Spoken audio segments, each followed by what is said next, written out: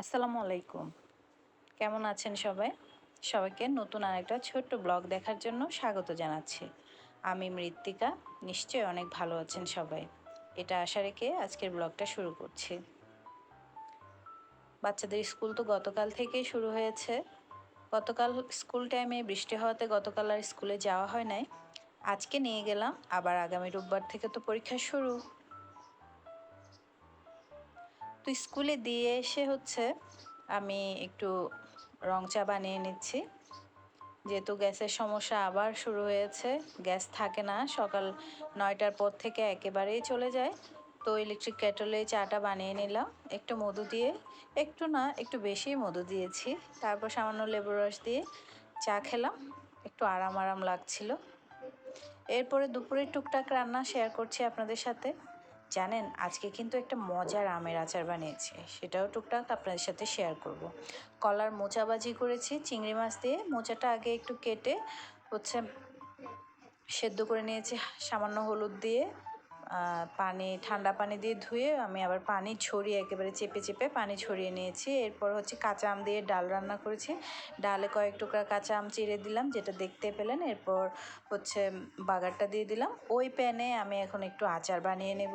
হঠাৎ ঝুঁক উঠছে আচার বানাবো, আমি আমার মতন করে বানিয়েছি, কোনো রেসিপি ফলো করি নাই। যা যা ছিল বাসায় সব কিছু দিয়ে একেবারে খুব মজার টক ঝাল মিষ্টি একটা আচার আমি আজকে বানিয়েছি। আপনাদের সাথে শেয়ার না করলে তো আমার যাবেই না, তাই খুব বেশি আগ্রহ নিয়ে টুকটাক একটু ভিডিও ফুটেজ নিলাম সবার সাথে শেয়ার করব বলে। প্রথমে তো দেখতেই পেলেন আমি অনেকখানি সরিষার তেল দিয়ে দিয়েছি ওখানে তেজপাতা, দারচিনি আর এলাচ। এটা অনেকেই হয়তো দেয় না, আমার ইচ্ছে হয়েছে, তবে আমি আমার আম্মুর কাছ থেকে শুনেছি দারচিনি, এলাচ, তেজপাতা এগুলো দিলে নাকি আচার অনেক দিন পর্যন্ত ভালো থাকে, বাইরে রাখলেও, ফ্রিজে রাখতে হয় না। যা হোক, তারপর আমি সামান্য 1 টেবিল চামচের মতো সরিষার বাটা দিয়েছি। এরপরে আমি আমগুলো কেটেছি একেবারে এবড়ো টেবড়ো সাইজে, কোনো ধরা বাঁধা কোনো নিয়ম ছিল না। কেটে রাখা আম দিয়ে দিয়েছি ওখানে। তারপর রসুন দিয়ে দিলাম বেশ খানিকটা। এরপর আমি দিয়েছি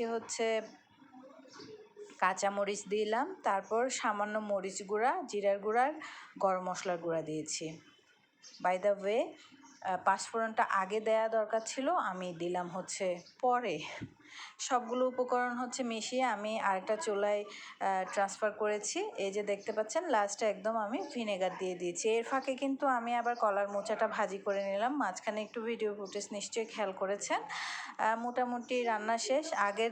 দুপুরে খাওয়ার জন্য আগের একটু রান্না ছিল, যার কারণে আর তেমন মাছ মাংস রান্না করার দরকার পড়ে নাই। ডাল আর মোচাটা ভাজি করেছি আর আচার বানিয়ে নিয়েছি, যেহেতু সময় পেয়েছি।